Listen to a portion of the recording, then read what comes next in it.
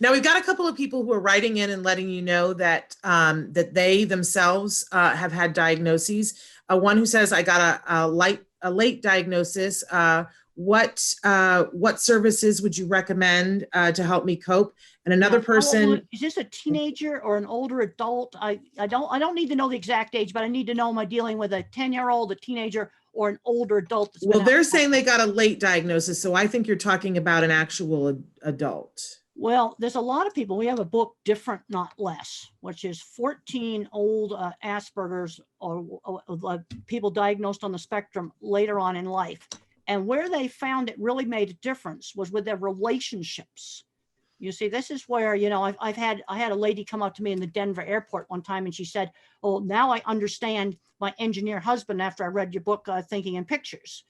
Now, on the job front, I think some people are getting too overcoddled when they should be getting out and learning work skills, because all the people in the Different Not Less book had all had jobs ranging from a tour guide at a history museum to IT and a medical doctor, all different kinds of jobs. I didn't just fill it up with the computer geeks. And half of them are on the autism spectrum out there in Silicon Valley. I've been there. They avoid the labels.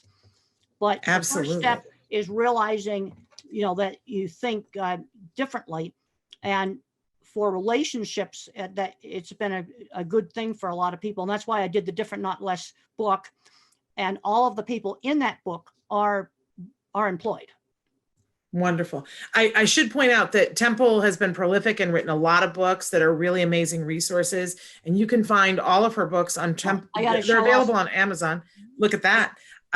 New edition of The Way I See It. Brand new 5th edition of The Way I See It. A whole lot of little short articles. We updated it. Just came off the press about a week ago.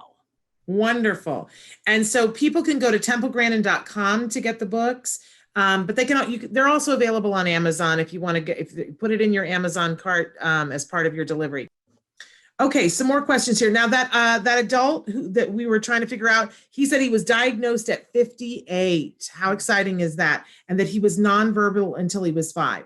And that was that person that we were talking to about things that could help, resources that could help. So it was an adult. Good. Another person says that they have a 5-year-old who has good vocabulary, but how can I encourage him to talk?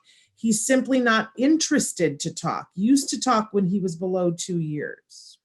Well, always make opportunities for talking. If he wants a food or he wants a toy, say, use your words, and then give him time to respond. These, if the website doesn't come up right away and you're poking the mouse and stuff, and then the computer just freezes. Well, that's the way these kids are. You might have to give them 5 seconds to respond. That's a long time if you time it. But always have opportunities to use language. Okay, let's have some sit-down meals now, like we used to have in the 50s, where if I put my fingers in the mashed potatoes, mother would say, use the fork. If I reached across to grab the serving dish, mother would say, ask your sister to pass it. Give the instruction.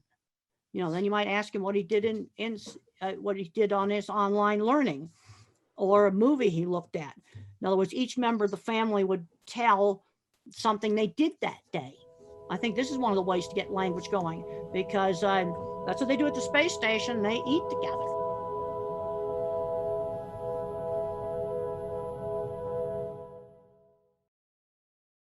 Hey, thanks for watching Autism Live. To subscribe, click here. And if you'd like to check out some more of our videos, click here.